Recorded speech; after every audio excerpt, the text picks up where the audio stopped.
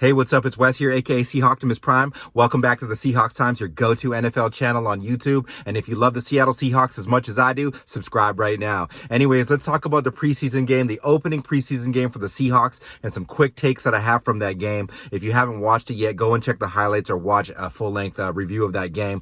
Anyways, first and foremost, the quarterback competition, Drew or Geno. You know, yardage was close. Geno scrambled for a TD, but it's still Drew to me because Drew can make all the throws, special throws. If Colby Parkinson hadn't dropped that open TD, it was a pretty tight coverage and he got hit pretty hard, but that would have put Drew at 3 TDs and 120, 130 yards in short amount of time.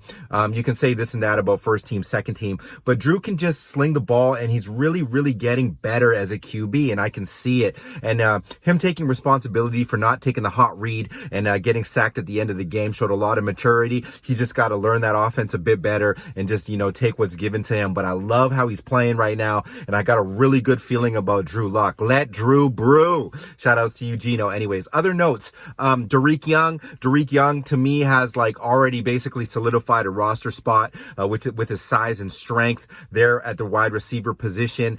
He looks really good out there. He really does, and he has a special connection with Drew Lock as well. I think Bo Melton, if Bo Melton can continue to make things happen, can push somebody as well. He had a nice little catch there.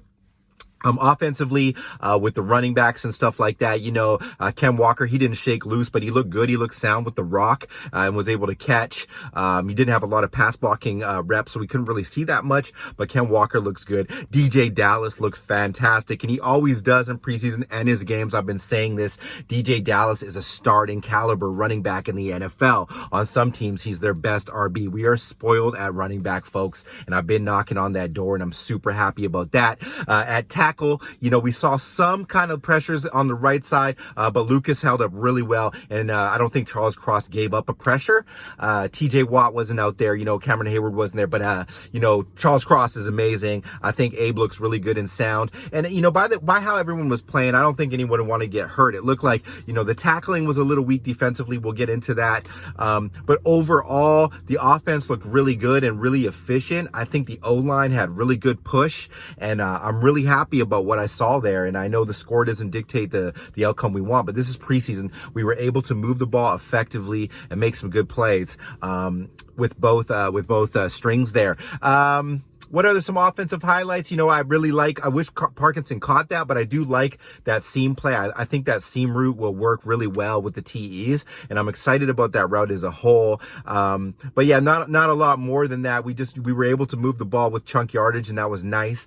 On the defensive side of the ball, the tackling was atrocious. Now, I don't know if they were taught, don't go too hard because you don't want to hurt yourself type stuff, but the coverage was decent. The touchdown that Pickens had on Kobe, I'm not really worried about it because you saw Pickens extend his arm fully. I mean, they're not really going to call that, but that's technically OPI when you fully extend.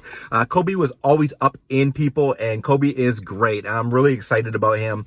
He was able to make a lot of open field tackles. He looks really good. Now, Tariq, he looked okay in coverage, but his tackling and his coming back to the ball after needs some work, clearly. So that might have been a bit of a spot on his meteoric rise, with Sydney and those guys pressing. But Tariq Woolen can play, that's for sure. Let's just see how he performs in the next couple games. Outside of that, without Jordan Brooks in there, I don't think Barton is enough. Now, this is a weakness for the Seattle Seahawks, that kind of Mike position. I don't think we go out and pay Reuben Foster $25 million or anything like that and trade capital. It'd be nice to see, but I don't think they will do it. So we're just going to have to live with what we have there. But Jordan Brooks is awesome. Barton looks okay, but he still seems a little bit under strength to play that position consistently.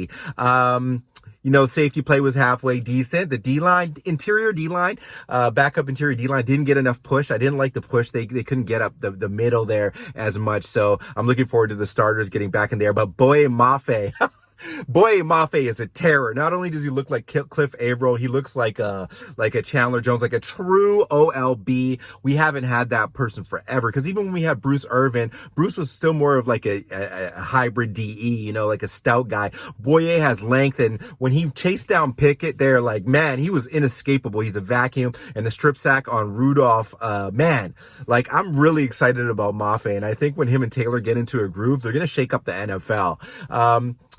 Special teams halfway decent as well. That was okay. The run defense, we just got to work on that. And I think this comes down to communication, but it's early. I'm excited about the Seahawks. I'm excited about how a lot of these young guys performed up there in their first game.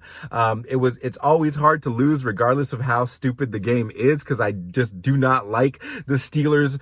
Historically, I'm not mad at you, Steelers Nation, but just as a Seahawks fan base, there's obvious reasons why.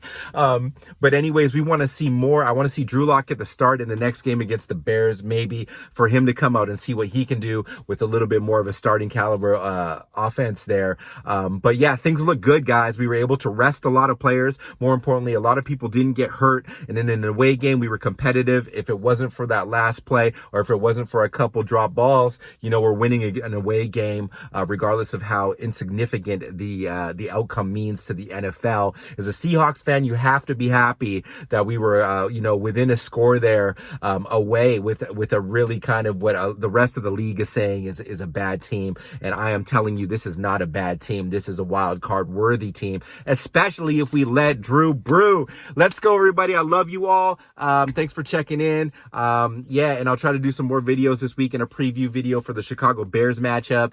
If you love the Seahawks Times and Seahawks Prime, make sure to like and subscribe. Peace and love. And also leave your thoughts about the game. Yeah, let's talk about the game. This is kind of rushed, but I just want to talk about it in the comments more so. Peace.